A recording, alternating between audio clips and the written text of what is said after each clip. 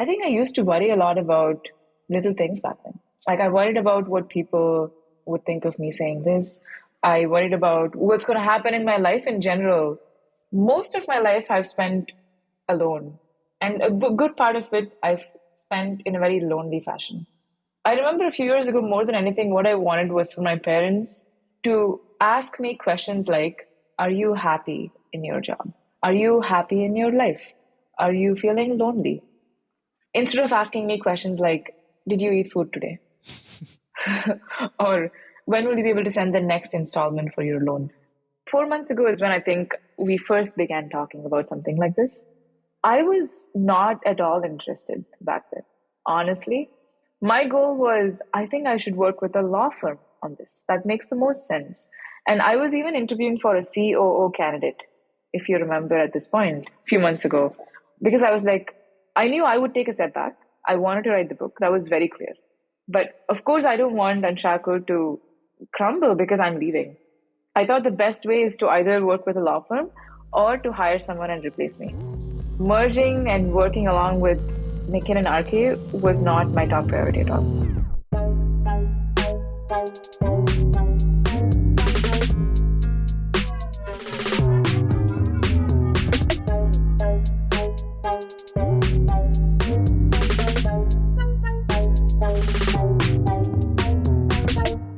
Hey guys, welcome back to another episode of Area 51. It's been a little over 2 months, Sanjay, I think, since we last put out an episode. But we didn't stop the podcast or anything. I got a text message from someone. We just took a break. We thought we'd actually step out and enjoy some of the summer months since we get so few of it in the Northeast. So I guess we are back for the next season. Boom. And we are excited to have one very interesting person whose immigrant journey is something, we've always wanted to talk about. And we've followed what she's done for a while, and it's pretty amazing. So I'd like to introduce to our audience Soundarya. Hey Soundarya, welcome to Area 51. Hey guys, thanks for having me. And I'm sorry, I didn't want to interrupt you, but when you said we wanted to go experience summer, Rahul, in my mind I was like, oh right, to touch grass, right? Because that's what the kids these days are using on TikTok. I didn't know that's a term until a few months ago when someone told me, oh, to touch grass. I'm like, what does that even mean? And I realized, oh, it means digital detox, but in a different way. Yep. And so that's the first thing that popped into my mind when you said that. So two things. One was that, and the second is that we literally get 3 months of summer in a year, right?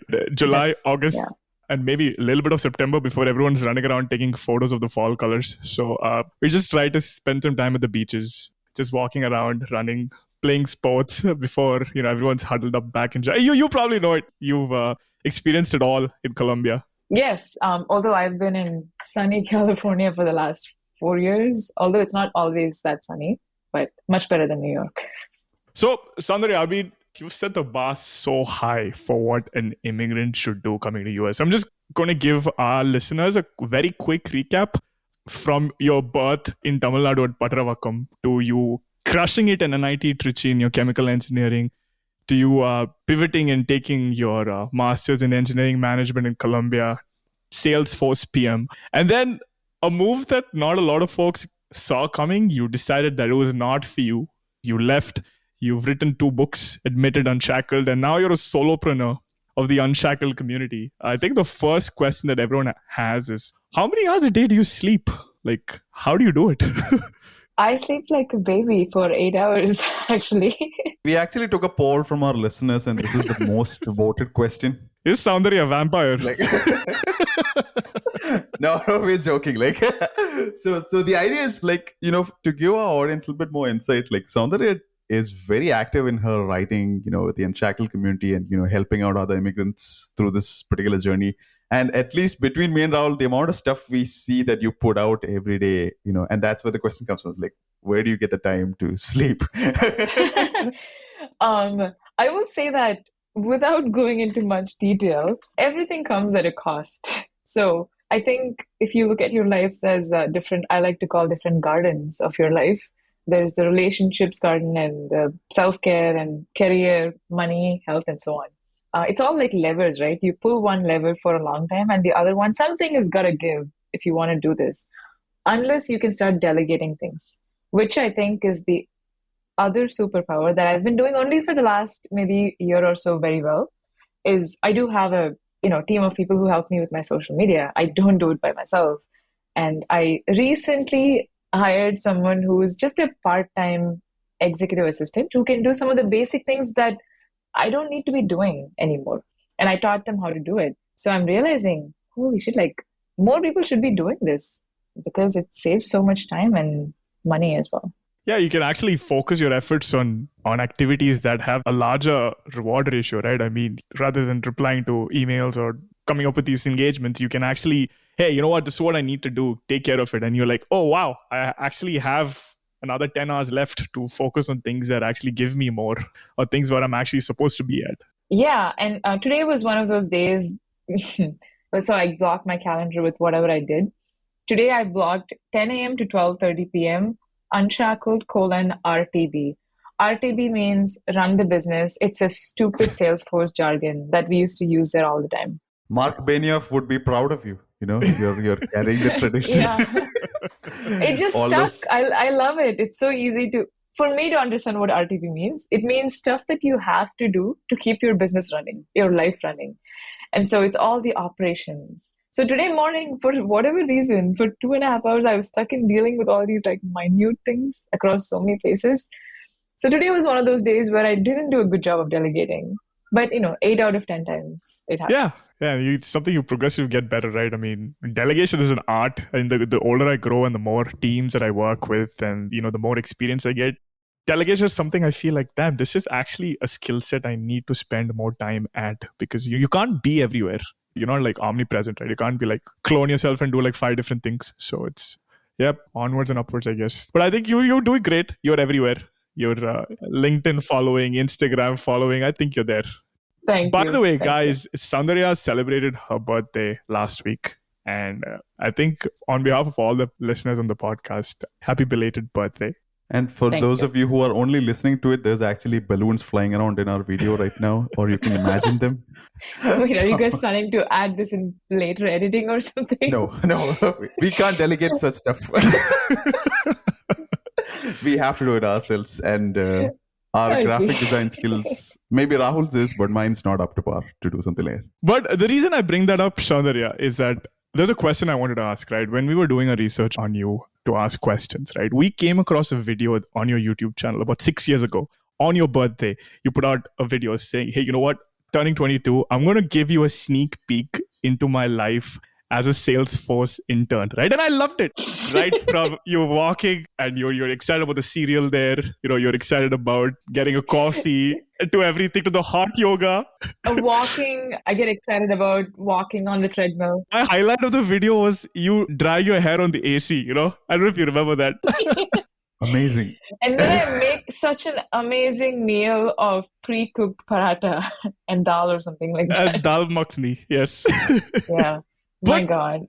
The Soundarya that I saw in that video and the Soundarya I see right now, right? It's like, how has your journey been? Do you feel like as if that excitement, that curiosity that we saw in that video, is that still there? Have you nurtured it? What's different between the two Soundaryas that we see? Except, obviously the experience part is there. But apart from that, like, how has it been so far? I'm actually thinking about, and I know that video, I think I watched it sometime a few years ago, and it's a little hard for me to watch my YouTube videos now because I was a different person and my accent, as you can hear, is different too. And so many people on this one viral video of mine on Instagram were like, oh, her accent is fake. She's faking her accent. And I'm like, oh, wow. I'm not. It's what happens when you spend 7 years in a new country. Yep. And I want to be articulate. I want people to understand what I'm saying. Yep. And it slowly changes. And you can see that in the video versus now. I can see that myself. But when I think about what's different, I'm more interested in thinking about what's actually similar, what hasn't changed in the 6 years. And I was a creature of habit and routine back then, as you probably saw in the video. I still am. I still love to have a certain routine in a day. Sometimes I, of course, go off of it, which is the perks of being a founder and having that freedom. But for the most part, I do enjoy knowing what is going to happen today and having that planned out. So that's still the same. is what I meant to say. I mean, of course, I love reading still. I still do that. That hasn't changed. I don't eat pre-cooked food anymore. And why is that? I'm now very curious about that. Why don't you eat pre-cooked food? What I meant to say is now I order food. That's the only difference. Amazing. It's like failing upward, They say failing up. Yes. I think I'm doing that when it comes to spending money on food. Because I know I've given like single-handedly like Grubhub thousands of dollars in the last few years just in delivery fee. So FYI, any folks from Unshackled listening, some of the fees that you pay goes directly to Grubhub stacks. I mean, yeah. No, I'm just joking. Like, but what's different? It's a great question. What's different? Things I think about on a daily basis now. I think I used to worry a lot about little things back then. Like I worried about what people would think of me saying this. I worried about what's going to happen in my life in general. I don't know how to describe it, but now my thoughts are more curated. And for the most part, they're the thoughts that I want in my mind. And Rajesh had a big part to play there. Like he's always like, thoughts are like paying guests. You should make them pay you. You should not pay for them. So nice. Yeah. Your risk-taking appetites probably increase drastically, leaps and bounds, right? If you're a creature of habit and you're worried about small things, being a solopreneur, that's like so many uncertainties that you have to deal with day in and day out, right? I'm realizing also, I was doing things that I thought were the right things back then in terms of like getting this job. I published this long article called How I Got My O1 Visa. It's like a 60-page article or short book. And there I write about there is a period of high you feel when you get a job. Everything is so clear. Like you walk outside and you're like, oh my God, the sky is blue, the grass is green. You're very happy for a few weeks because you're making money for the first time in your life. You get to pay off your loan. You have this status symbol on LinkedIn saying that I'm now a product manager, right? Absolutely. But it went away pretty quickly for me. Within a month, I was like, yeah, what am I doing here? I mean, where is my life going? And fortunately, I read a lot of books that year, 2019, when I graduated from Columbia. I read some 23 books that year. Not like the 50 books a year challenge that some people have, but I tried to do as much as I could. And I think what changed is that now I care less and less and less about what is right for me from the lens of other people, and more about, do I truly enjoy doing this? Is this the right thing to do? And it doesn't mean I'm immune to it. Okay. I still obviously care about what my parents think and say and what people on social media might think and say. But I think I was telling this to Rajesh literally today morning that most of my life I've spent alone. And a good part of it I've spent in a very lonely fashion. I don't feel lonely anymore, but I would still say I spend a big part of my life being alone. Not lonely, but just being by myself. Okay. And that gives you a lot of space to think. Because what are you going to do if you're spending so much time with yourself? You have to start thinking about your life. Are you doing the right things? And I think because I've done it that way in the last 6 years, now I truly know that what I'm doing is the right thing to do. I have that conviction.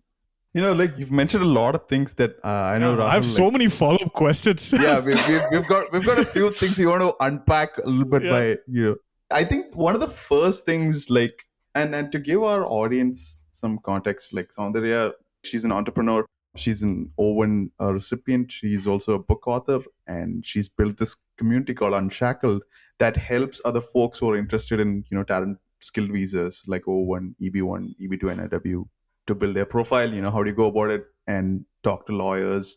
And it's an amazing community with tons of resources and stuff. So, if you haven't heard of it, you should definitely check it out. But, back to what I wanted to ask is, so coming from India, typically, even though like today times are much different than from, say, at least 10 years ago, the idea that, you've come to the US for grad school for a master's degree, and then, you're letting your parents know, hey, I'm like, moving away from this path, starting something of my own. Like, it's still, and I hate to bring it up, but it's, I think, an important conversation that, as a single girl, it probably would have raised a few red flags back home. Or maybe your parents are super cool, but we'd love to know about, those conversations, that story, what happened there. Because something you had written earlier if I remember correctly, they were actually very hesitant in you switching majors from chemical to engineering management as well, right? So from that to, hey, mom, dad, you know what? I'm done with this. I'm just going to do my own thing now. Would I feel like, oh, okay, girl, sit down. Let's talk. Oh my God. Yes. If you see a spectrum, like let's create a spectrum, and one side you have parents who are like, do whatever you want, beta. The kind of Three Idiots kind of parents, Amir Khan, like do what you want, whatever makes you happy. And on the other side, you have parents who are exactly the opposite, completely stubbornly against what you want to do, and they want you to conform to what they want you to do. My parents were, I would say, in between, with my dad being more so towards the stubbornly against side, and my mom being more towards the like do what you want side. And I would say right now they're both on the do what you want side, fortunately. Okay. But when I mean, I think it's a little too late for that, but I know. I think they've also realized that at this point, this girl is a lost cause. There's no point in telling her that. So they just let me do whatever the heck I want. But when I quit my job, it wasn't a surprise for them. That's one thing. Okay. Good thing I did is, there's a famous Pavlovian dog experiment where there is they ring the bell and the dog gets hungry and it keeps happening. I did some sort of conditioning with my parents for a year. And they know this. Meaning, for a year before I quit, anytime we would talk about my work, I'd be like, by the way, you should know that I'm planning to quit very soon. Oh. So it's not a news for them. They knew it was happening. I had told them enough times. PSA to all our younger listeners. Brilliant. Brilliant. This is a very smart strategic approach that you can do to convince your parents to get down your path. But to all the parents listening, please don't take any serious advice from this. Yes, we are not liable. So when I quit, obviously my dad was not thrilled. I don't think he said congratulations. He's like, okay, fine. Okay. Let's see. My mom, though, I don't think she was as emphatic about her approval. Okay. She was also very quiet and cautious about it. But a few months into quitting, I remember one night specifically, I was feeling a little freaked out that, oh gosh, what am I doing? I left my job, no more money. What am I going to do? And that night, my mom called me, or I called her. And for whatever reason, I just told her this. Back then, our relationship was not that great. I'm actually surprised that I shared it with her, but maybe I was so freaked out that I just shared anyway. Okay. She was extremely receptive. And she was like, hey, you've done something that is inherently hard. It takes a lot of courage. And I'm proud of you. All the things that you want to hear from your parent. And that calmed me down so much. And I'll never forget that moment when she did that for me. And I'm very grateful to her for doing that. So yeah, it was like a certain curve for both of my parents to come to where they are. It took longer for my dad because my dad grew up in abject poverty. They couldn't even raise enough funds to take care of his dad's funeral when his dad died, when my dad was 4 years old. And he worked his ass off to take care of his siblings and us. So now I have a lot of compassion for why he might be against it, why he had so much focus on stability and making money and protection. Yep. So yeah, I understand now. But yeah, as I said, it's a spectrum. My parents, fortunately, were not on the you cannot do this side because they knew they couldn't stop me. I was in a different country at that point. But last year, when I was in India for most of last year, at some point in a late night conversation, I asked my dad, we were sitting outside on the veranda, and I asked him, are you happy that I quit my job now? Are you happy that I am where I am? And he really paused and thought for a while. And he said, when you quit your job, I wasn't fully sure. I was cautious. I was hesitant. I was nervous. But now that I've seen what you've been able to do, now I do believe that you'll make it work. That's awesome. That's supposed to be so fulfilling, right? I mean, damn. All the risks that you've taken, everything to get that. I mean, I think we're all creatures that seek validation from our parents, a good percentage of us. And I feel like parents' approval is something that's always been important to you as well, Soundarya. I mean, correct me if I'm wrong. This is just my speculation, right? One beautiful piece of short story that you'd written, about a chess game between two people. It's pretty cool. It's this young girl versus grandmaster playing chess. and both their emotions and stuff. And there was this very iconic line that stood out for me, which was more than anything, I wanted to go home and get approval from my dad. And I feel like when we write, even if it's like, if it's like a different characters, a little bit of the author spills into that, those characters we create. And before you even touched upon it, there was one of the questions that I had. I was like, okay, how did this impact you? Parents being, hey, I'm not so comfortable with my daughter doing this, to you actually doing it against this thing, and then the journey that you are right now. Yeah, I'm obviously, abstracting away a lot of the day-to-day frustrations in my response. But if I go back to my journal on Rome research, so I'm kind of curious to do it right now. I just want to see what I'd written, I'm going to my father's page. So I have do you know what's Rome research? Yep. It's a note-making tool like Obsidian or... Yeah, similar to Obsidian. It's kind of like a personal Wikipedia where everything is connected with each other. So the moment, let's say I create a page called Appa, any place in my Rome where I'd mentioned Appa will show up in that page. And if I tag it specifically, it'll show up under something called linked references. This is a sidebar, but I'm just curious to see what I had written about my dad back a few years ago. I'm seeing a bunch of conversations that I've had with my mom and dad that I've written about here. But my point is, I felt a lot of frustration around my mom and dad a few years ago because more than anything, like that girl that you quote in the story where she says, I want the approval of my parents. I remember a few years ago, more than anything, what I wanted was for my parents to ask me questions like, are you happy in your job? Are you happy in your life? Are you feeling lonely? Yeah. Instead of asking me questions like, did you eat food today? Or when will you be able to send the next installment for your loan? It's clinical questions versus questions that actually matter to you.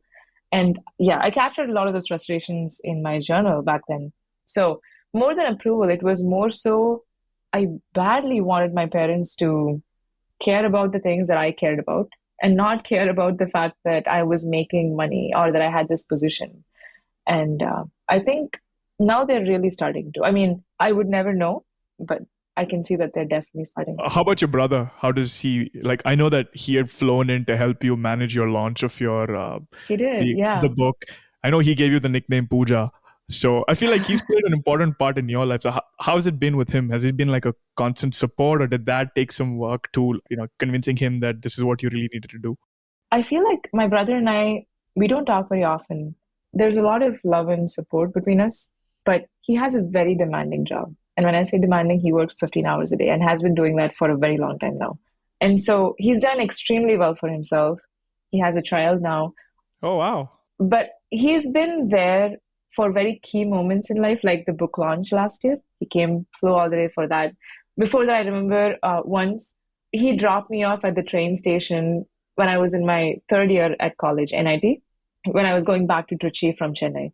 And he dropped me off and he said something like, be careful in your college. He was essentially telling me, stay away from guys and don't get into any relationship. The protective big brother. But he said it in a different way.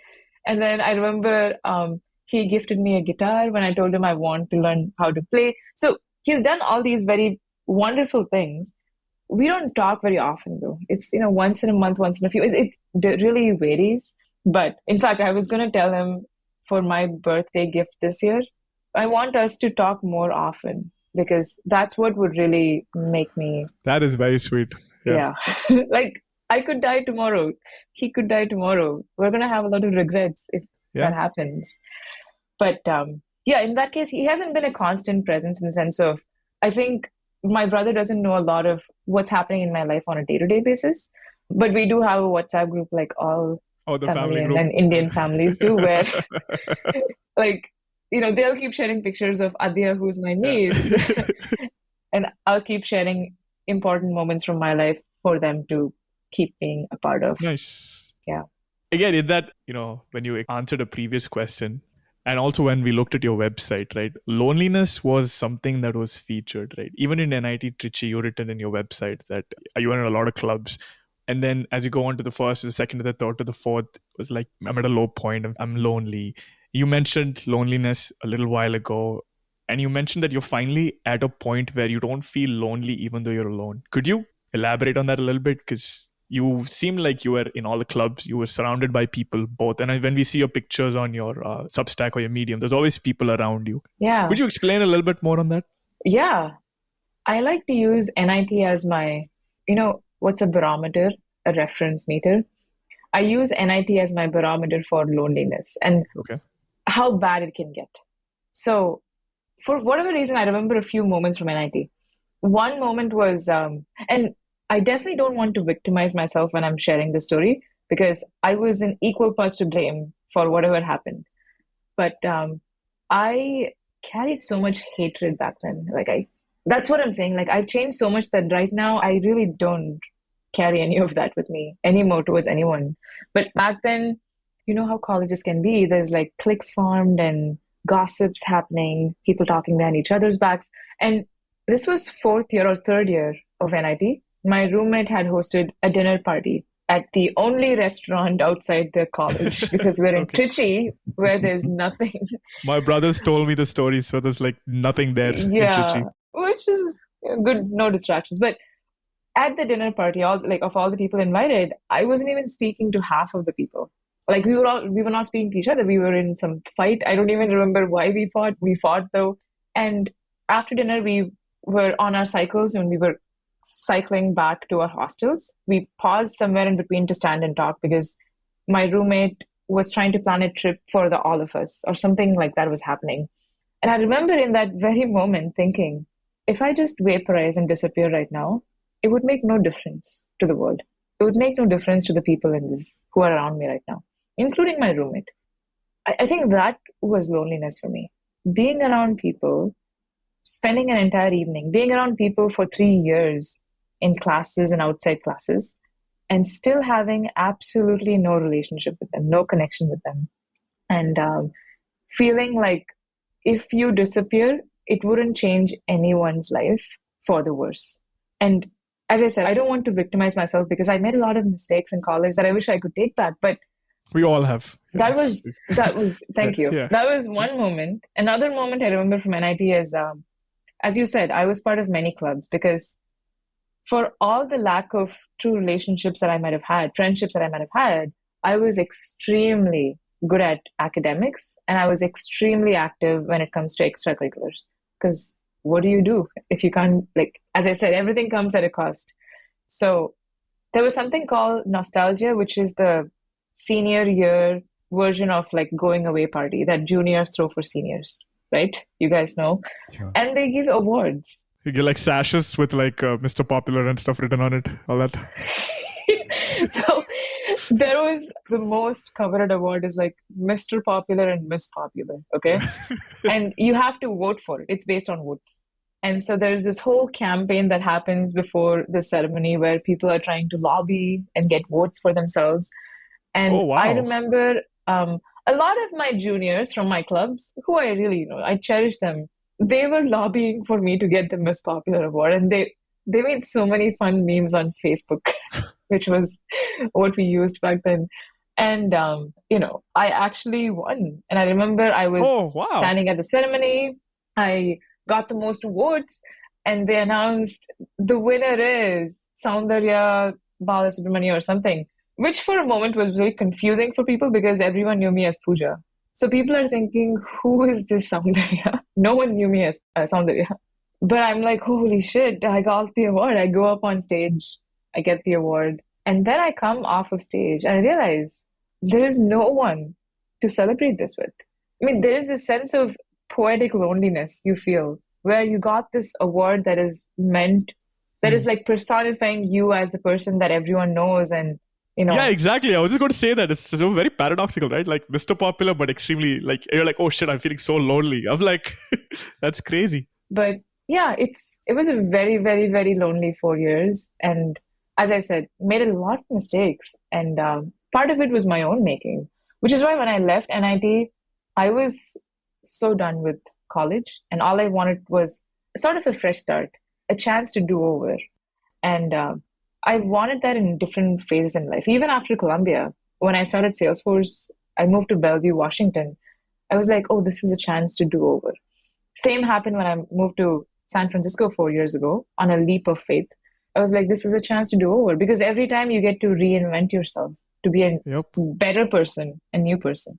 So I don't even think I talked about loneliness as much as just those two instances that I remember. But I think loneliness only went away in the last few years in terms of like truly disappearing as a daily thought from my life. Rajesh was my turning point. He was, actually, that's not entirely true. 2021 was the transforming year.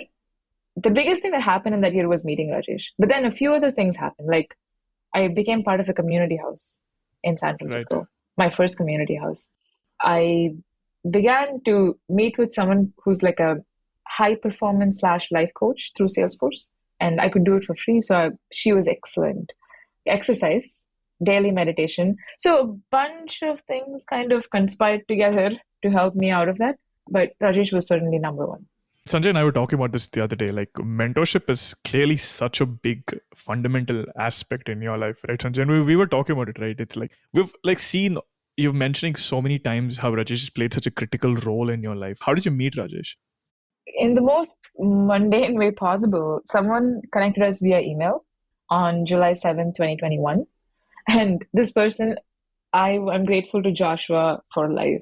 His name is Josh, and he met with me for dinner, I think a day or two ago. He is the founder of Holiday, which is a digital publishing firm in the US. And we were debating maybe we could publish my book Admitted on their website, which we did do eventually. And he said in the email, hey, I think you should meet the advisor of my startup, Rajesh. He might have some ideas for marketing your book. So I was like, okay, sure. And when I went to his LinkedIn, it just said something like 18x author and pattern interrupter and all these crazy words. I was intrigued, but I wasn't expecting anything extraordinary or out of the ordinary. No, it was a normal call for me. So I messaged him on WhatsApp because Rajesh is like, in the email response, he says namaskaram. That's what he always says to people. Oh, really? Namaskaram. Okay. Yeah. And he's like, please message me on WhatsApp, which I know now why he does that, because he uses WhatsApp as his like window into communication with anyone. Okay. Which is a result of his, I think, he has Parkinson's, and his illness also limits his ability to do certain things. So he uses WhatsApp, and he doesn't like to join any Zoom calls. He only does audio calls if he can help it. And so I messaged him on July 7th, no response for 24 hours, like nothing back. And then for whatever reason, I just had this thought the next day, oh, this guy, like he didn't respond to me. Maybe I should just send a reminder. So I sent him a reminder saying, gentle reminder, are you still available? Polite persistence. With the red exclamation points. As per my previous email. Just a check-in, checking up, following up. And this time around, though, he responds within 30 seconds and he's like, oh my God, I'm so sorry, Soundarya. I completely missed this message. And I was like, oh, no problem. Hey, if you are available, I'd love to talk. And this is at 10:30 p.m. in the night. Oh. And he immediately says, I know it's crazy to suggest this, but if you want, we can talk right now. And I say, of course, 10:30 p.m., why not? And then we end up talking for like 3 hours. And you won't believe this. Today morning, I woke up, and you wake up and you generally have thoughts that surface from your subconscious that you might be thinking about, but you're not aware. The first thought I had today morning was, Rajesh is someone who sleeps by 11 p.m. every single day. I know that now. Like 10:30, 11, he's done. So for him to have stayed up until that time to talk to me back then, like he must have really liked me too, to have done that. I just had that random thought today that I never thought about it from his perspective, that like until staying up until 1 a.m. is pretty big for him. So that's how we met. Sanjay, what was that line that you told me yesterday about mentorship? When Rahul and I, we were talking about how we'd be doing this interview with you, I think one big caveat in our society, when I mean ours isn't like, our Indian culture, the idea of mentorship is not something that's common.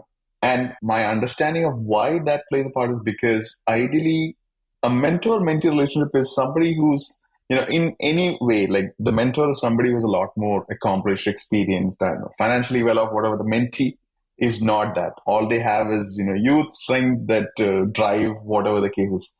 So it is typically a one-sided relationship, and there's a lot more that a mentor needs to willingly give to a mentee, like, provide that time and effort without getting much in return for them typically. And because, India, like, for whatever's worth, we are still a developing country. It's a lot more zero-sum minded. It's very difficult. Like, let's say, I'm just going to give an example, like an upcoming music artist, like a 19-year-old kid who's going to music school, maybe trying to get A.R. Rahman or somebody, of that caliber. It's very difficult to just reach out to them and build a relationship, something like that. But you obviously have built a really great relationship with your mentor. And so we'd love to understand, what made Rajesh so different. It definitely is his willingness to, give things away, because that's not, I think, typical from where we come from, right? Yeah. First of all, it's funny because 2 years ago, maybe I would have called Rajesh a mentor, but now I don't use that word anymore in my vocabulary at all, because it is so far beyond a mentor-mentee relationship that it's like almost simplistic to call it that. I mean, now it's I don't have a word. There is no word in the English language, but it's like a second parent or third parent, best friend, a teacher, a guru, but all in one. I don't know what that word is. The best things in life cannot be defined, right? So, I mean, yeah. I think the best way someone described it, and Rishabh, who you mentioned before, Rishabh knows my relationship with Rajesh more than anyone else probably at this point, because he's very close to Rajesh as well. And so Rishabh was the one who was like, don't use the word mentor anywhere in your book, the book that I'm currently working on, which is inspired by our relationship. He's like, you guys are not mentor-mentees. You guys are an unconventional love story. That's what it is. I've seen you from the beginning, and the way that it's like transformed over the years, it's an unconventional love story, not the typical Romeo and Juliet one. That's something different. something more pure. Something more, exactly, pure, and it's like foundation is based on curiosity, conversations, respect, Nice. like adoration and so on.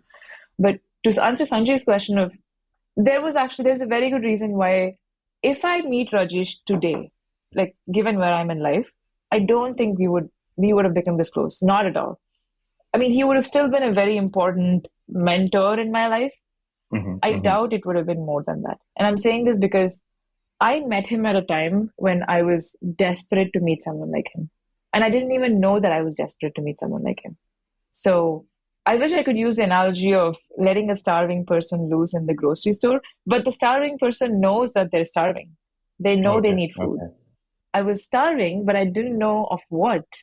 But he gave me exactly what I needed in that moment, which was unconditional belief and support to help me quit my job and become a solopreneur, a founder, author, whatever you call it. Oh, you met him before you quit? Yeah. He helped me quit. He was the person who made it happen. Okay. And he also had the means for it, because there is emotional support and then there is tactical support. Generally, a person can only give you one or the other. Your parents generally give you emotional support if they're good parents. Your mentors give you tactical support, maybe. But finding both in one person, it's so hard. And there's very few people in my life who I've seen has the ability to do both for you. I mean, when I described Rajesh to Rishabh, and I remember this specifically, at first Rishabh is like, Pooja, this person sounds like some sort of a cult leader. I think you should stay away from him. Like, it's something is wrong about this. He's too good. He's too helpful and too generous and too pure. And I think there is a catch here. So he was like warning me to be because you cautious. Don't find that nowadays, right? Because if my rule of thumb is if it's too good to be true, it's a scam, right? That's how so for you to say that, it's like, damn, anyone would be like, yeah, I think we tread carefully. We all have that cynicism, and we should, because there are like a lot of people who are like that. But I didn't even care about he could have been a scam artist, because I was so desperate that he was the first person who like looked me in the eye and said, okay, you want to quit your job because you want to do something. You don't know yet what you want to do, but you know for sure you want to quit this. I'm going to help you do this. Whatever it takes, I'm going to help you. Oh, wow. And so when you hear something like that, and back then, if you'd given me $1 million or a chance for freedom, I would have still chosen freedom. So he gave me that. And I think that's what made us. And I've asked him the same question, why do you think, I know why you were so important to me. Why was I important to you back then? And he told me this once. And if you don't mind, I'm going to bring up that quote that. Yes, please. I'm going to get this. We'll see how effective Rome research is right now. No, I'm just joking. So I did write this one sentence here that says, Rajesh is the kind of person who tells you, if it's important to you, then it's important to me. Like, that's all it takes for him to like roll up his sleeves and start to help you, That's so he made it his priority to walk you through it. I found it. See? Okay. I found it. So he said, something activated in my mind. I always wanted a daughter. I felt, oh my, what if she were my daughter? But I cannot tell her as it would look so odd. I had not even seen you back then. What if you thought I was crazy? So I resorted to asking if I can be your mentor. Oh, he asked you. He asked me. I didn't ask him in the first call. Oh my God. I was like, it's such an odd question to ask someone, will you be my mentor? And I don't want to take something away from him. So I didn't ask. He asked me. And then he was like, so you were so clear on your communication. The more I listened to you, the more I was fascinated by your story. I was amazed at how smart you were. And I wanted to put everything in my power to help you because I knew I could help you. Something like that. I'm sidetracking a bit, but I'm curious about this process of yours of taking down these thoughts or conversations that you have and writing it in Rome. It's very fascinating that typically how does that go? Like, for example, this conversation itself. So you've spoken to Rajesh. Is it like, oh, I need to write this down and make a note of it, or? Yeah, to contextualize this, I am working on a book right now, 1,000 Days of Love. It's a fictional story, and I really want to emphasize fictional because, I'm sure people, when they read this, people who know me, like, let's say you guys read this in the future, there's a good chance you'll be thinking of me and Rajesh when you read this. But I do want to say that it is still fictional. I'm taking a lot of dialogues and conversations that happen between us, but the people are their own people. They have their own insecurities and dreams. And so when I have a powerful conversation with Rajesh, as you asked, Sanjay, the first thing I do after the call is to go and write it down because I know that this could play a role in the book somewhere. I have no idea where it could, and I don't want to lose it. It's 90% of the time good. 10% it can be bad. If I were to play devil's advocate, I'd be like, oh, but then you're not really present because you're capturing this as soon as it happens. And you're trying to use it for something else instead of just letting it be what it is. Could be one argument, and I know that. But I think for now, for the book I'm working on, taking down these notes diligently, I could not write a book without doing it's a second brain, right? The one you have so much access over. So I see more pros and cons. Except the only thing is, something horrific and you're like really trying to get past and forget it. This thing is you've captured it down. You're like, oh, it's like a constant reminder. But apart from that, I don't really see any cons to this. No, yeah, exactly. Like, so you're a writer. So obviously you're supposed to be writing or thinking about writing. And this is one of those ways like that happens either way. So I don't see any bad thing because no judgment at all. Like, I'm just curious because like, at least for somebody like me, it's the effort, right? Like, because you have a conversation, like, the first thought is, I'm like, oh, I need to think about this. I process it out. And by the time it's taken a few hours and maybe I think, I should write this down. The meat of it or like the context or, what the semantics around it might have changed in my head itself. The act of constantly like thinking about, oh, pen it down immediately raw and then let me go later and revisit that again. That effort, that's what I was very interested in understanding. And you explained, it sounds very simple. Yeah, I just write it down. But it's not an easy thing to do for a lot of folks. At least for me. I don't know about you now. Like, I do it in a different way, Sanjay. I do it in like not as structured as what Soundarya does. Mine's more like when I journal or when I'll have quick notes in my iPhone where if something's happened and it's like impacted me right there and I'm like, before time dilutes this experience for me, let me capture it just the way it is. That's so beautiful. Before time dilutes it, it's genius. Okay. Are you writing this down, Soundarya? You don't mind. I just want to capture, like, what I generally do is write a few words. We're capturing everything literally in this episode. So, but yeah, it's like when I look back a week later, that impact is lost. So, and I feel like I'm more expressive through my words. When I write stuff, I'm able to emote more than when I speak. So that's what I do, but not as structured as her. My takeaway from this big call is check out Robe Research and see if I can start using that. Oh, yes, please. And I actually wrote a long article called How to Capture Ideas Effectively with Rome. I think it would help to read that. That's a very good intro to Rome. And I was going to say this specific quote, what I just read out, there's two places I capture. Rome is, of course, the main one. But sometimes, as you said it, Sanjay, you're in a call and you may not be in a position to sit down and write in your room properly. So for the last few months, specifically for my book, anytime I have a powerful conversation, I come across a random sentence in a movie, TV series, book somewhere, or someone's like passing by and they say something. I immediately just open Apple Notes and I capture it there. And every 2 months, I would just sit down and move it all over. That's the hard part, right? You still have to move it. You can't just leave it there. Yeah. I realized the last quote or something I'd written down in my Apple Notes says, I'm a free spirit who never had the courage to be free. And I read this in a random book that I was reading a few days ago. And I'm like, oh my God, I love this sentence. And I want to use it somewhere in the book. I don't know where, but I'll figure it out. That is very nice. I mean, you guys are already doing it sounds like. But I think the hard part is in not captioning, even though that's not something most people do. The hard part is in taking it from there and then putting it into the right place in your second brain. Because if you just leave it there, it will become an orphan node. You need to take it and put it there. Right. Going back to Rajesh, Soundarya, I feel like you said it's not a mentor-mentee relationship. For lack of a better word, I'm just going to say it once more, and I'm sorry for that. But usually it's a two-way street, right? A mentor gives so much to a mentee in development, and there's also things that they take from that journey, right? So it's like benefits both ways. Do you feel as if you've had a similar impact or an effect in Rajesh's life? It's a hard question to answer. The answer is yes, and I know this because I've asked him about this, and he told me.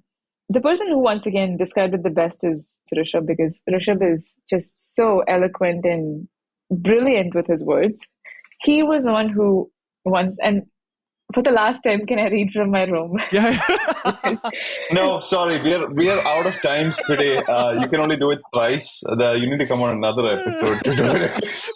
You know what? I think after this, we're like just going to say, hey, we have a paid partnership with Robe Research going on after this.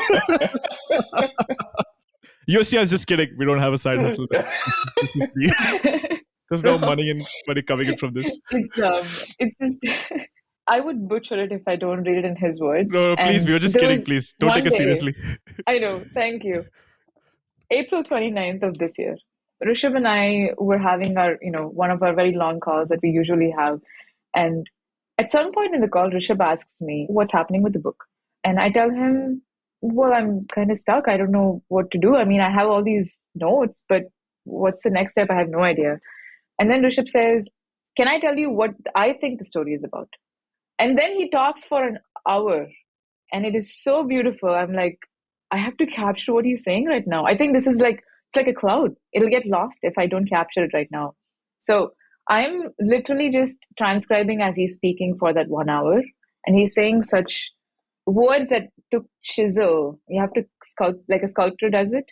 He said such beautiful things. And one thing he said here that I wanted to read out was, I'm going from in between in the transcript, not from the beginning. He says, the story is the relationship.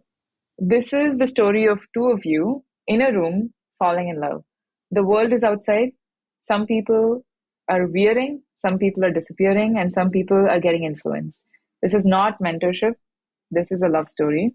His wounds were of a parent who was never present. Your wounds were similar. He immediately knew he wanted to be there for you, and you were open and receptive and appreciative of that. It's not easy to be that way, to not be cynical. You were looking for help and you found unconditional love. That's like looking for water and finding a coal mine full of diamonds. Something he said. But I wanted to share this. That parent line struck home. Damn, that was powerful. Exactly. I think, Rishabh once told, we fit like a glove because his wounds, and we all have childhood wounds, his wounds were of his parent, his father, who was never present for him. And my wounds were similar without going into more detail. And so I think Rajesh almost, he took all of the wounds that he had from childhood, all of the darkness, and he turned that into light. He became the person that he needed the most when he was younger to other people. He became this person who was incredibly present and reliable and always there for you. And I think that's exactly what I needed. And so what I did for him, in this very long answer, is that I gave him a chance to be the kind of father that he always wanted to be. Damn, that's beautiful. That he always wanted from his father. Damn, that's heavy stuff. Yeah, that was, I mean, it was beautiful. Damn. Thanks. You guys are excellent at asking questions.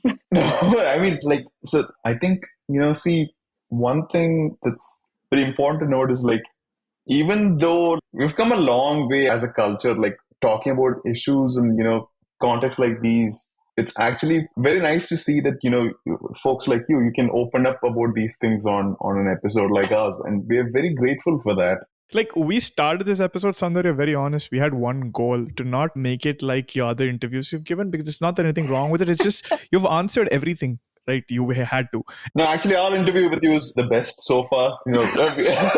To be honest, just as a joke, I wanted to go to that on your website, FAQ, the first question, why did you quit Salesforce? And I wanted to start with that just to see your reaction. But I was like, no. But like, it's not an easy journey, like what you've achieved and you've done. And there's a lot behind it. So we just wanted to talk about the person more than the achievements, right? Essentially goes back to what you said about your parents, right? Like at that earlier point, instead of have you eaten dinner, to asking how you are. Yeah. And that's what we wanted to do. And for everyone else who's been following your journey, to see that part of you, the struggles. It's not been a bed of roses. You've not woken up every day, yes, I've conquered life today. It's not like that, right? Right? I feel like that's how Rajesh wakes up though. He is so happy all the time that he's definitely taking cocaine. I know that for a fact. Oh my God. I think he's slowly ingesting it because there is some cocaine buried around his house that he doesn't know about. And it like goes into his bloodstream. Anyways, but kidding aside, Yep.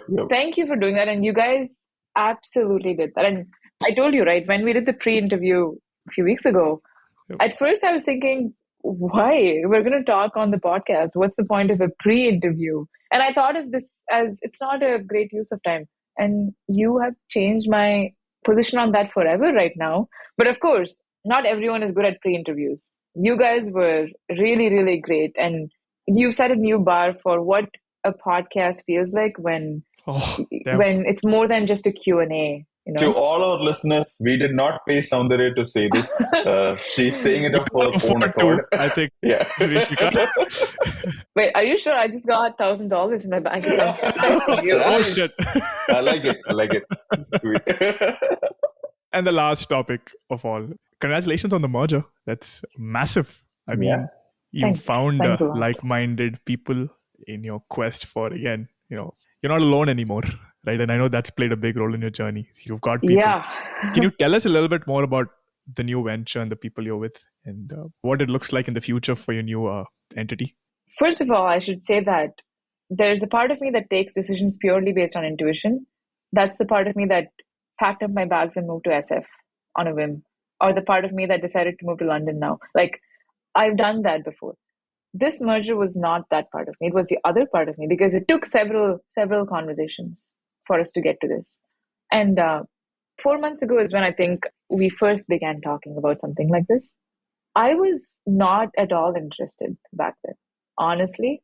My goal was, I think I should work with a law firm on this. That makes the most sense. And I was even interviewing for a COO candidate, if you remember at this point, a few months ago, because I was like, I knew I would take a step back. I wanted to write the book. That was very clear. But of course, I don't want Unshackled to crumble because I'm leaving. I thought the best way is to either work with a law firm or to hire someone and replace me. Merging and working along with Nikhil and RK was not my top priority at all.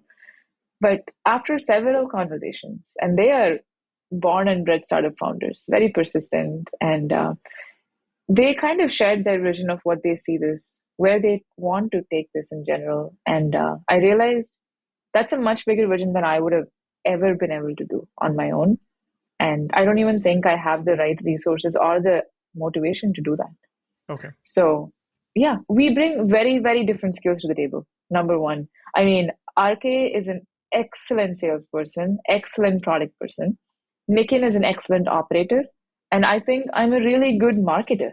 Like I can generate kind of support for a cause. And I've done this before. And so for the first time in my life, I'm realizing what it's like to not be lonely as a founder. Because now we have co-founders. Damn, that is awesome. Well, from the Area 51 team, we wish you all the very best. Yes. Thanks. And good luck with the book. We are very excited to hear about that. And hopefully, once it comes out, you'll be back for another episode with us to talk about that. Yeah. 2 years from now, hopefully. Yes. Okay. So thanks for making time, Soundarya. This has been... I don't know if our viewers are going to expect this. When they hear you, they probably say, hey, what are the best O1 criteria to satisfy? This is how do I build my profile? How do I start a company? This is an attempt for us to get to know the real Soundarya and to show our listeners who you are as well. So thank you for making time. I know you've got a Himalayan trek coming up. Good luck with that. Yeah. Trying to squeezing us in before you do that. And good luck with London and writing. And I'm sure you're going to kick butt. So. Yep. Thank you, guys. As I said, you've set a new bar for what I don't know what type of podcast this is, but there's an adjective like that I'm missing right now. But this has been really, really fun, and I think Rajesh will be the person who's most excited to watch this because I told him about this. I was like, Rajesh, remember the guys I had the free interview with? I'm so excited to do this podcast today. He's very excited to watch it.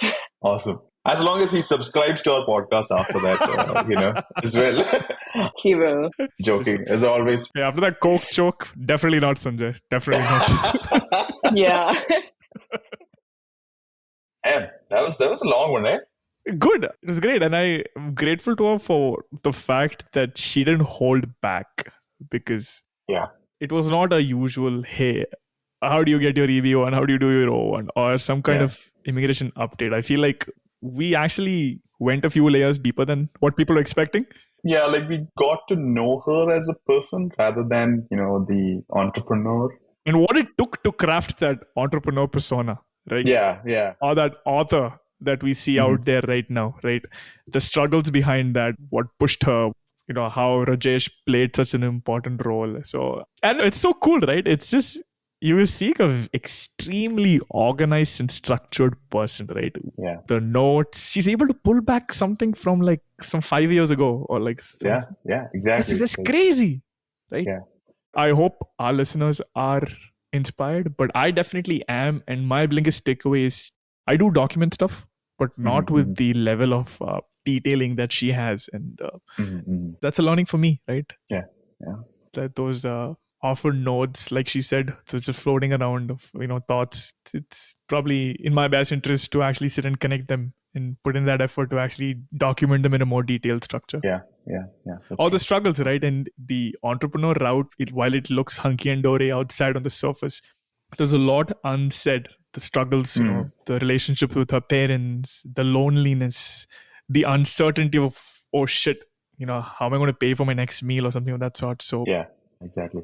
And that's the thing, and it's nice that I think to her credit, she's pretty chill about opening up about these things because a lot of folks that usually aren't. Yeah, props to her for that. And we are hoping folks who listen to this find snippets that they might find inspiring or useful in their own life. So, yeah. And future students or visa holders or aliens, this is an example of someone who Sanjay very aptly put when we were planning and prepping for this. So someone who's broken the mold, right? She's not followed a conventional path. She's done it all, right? So, and that was essentially what we were trying to capture through this episode. And we hope we've done justice in that effort. Yep, absolutely. That's very true. And on that note, thanks for tuning in as always, guys. We are back. We are going to have more episodes out for you very soon. And see you at the next episode. Stay safe, folks.